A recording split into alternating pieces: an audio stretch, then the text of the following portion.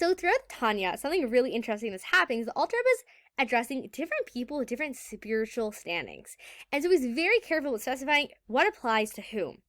To give an analogy, it's like a mother who's giving advice to her child, very specific advice for this child, and even though the other children are listening, she needs to make sure the other children are not internalizing the message that's not for them, meaning they can hear it, but they need to realize which message, which thought-out lesson is for them.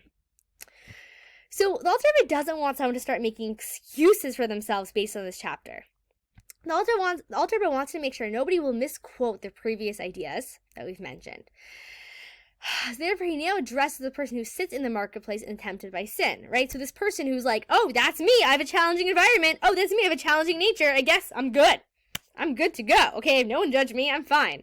No, this message is for the person who's judging those people. But for the person who's involved in a challenging environment and challenging nature, they need a very different message, okay? And the message that we've already covered earlier in Tanya is the idea of head over heart. That yes, we have inner challenges, and yes, we have challenging environments, but I am not a victim to my environment, and I'm not a victim to my urges and my desires. I have the ability to think the thoughts that allow me to feel what I need to feel to make the correct actions. I can think holy thoughts, to feel holy emotions, to do holy actions. I am not a victim to my environment, nor to my inner desires. Head over heart is the message. Moch shlita alev. So you can understand why it's important that the Alter Rebbe is making this distinction, because he doesn't want anyone to take what we've learned. You know, don't judge the person who's struggling. Yeah, don't judge the person who's struggling because you don't understand their inner struggle.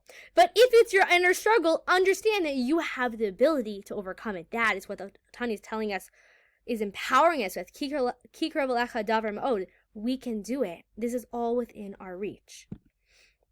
So I think that's also beautiful, that there's the contrast of how you're supposed to view others, right? You're supposed to, like, with others, like, judge favorably, be humble and awed before them. With ourselves, realize our own power to overcome. That spirituality it's diverse, it's dynamic. Sometimes we think of spirituality as like one big blob, but the Alter Rebbe really brings up the nuances, and we appreciate how we all need the right spiritual message at the right moment. And that's what the Alter Rebbe was doing. He was taking so many different people's spiritual standings and their spiritual questions and comprising them in Sefer Shal Beinani. So anyone with their own spiritual woes and questions can come and seek refuge for their soul, like drink these holy waters to be revived and refreshed from like just wondering and doubt, and really have a path to feeling empowered in serving God.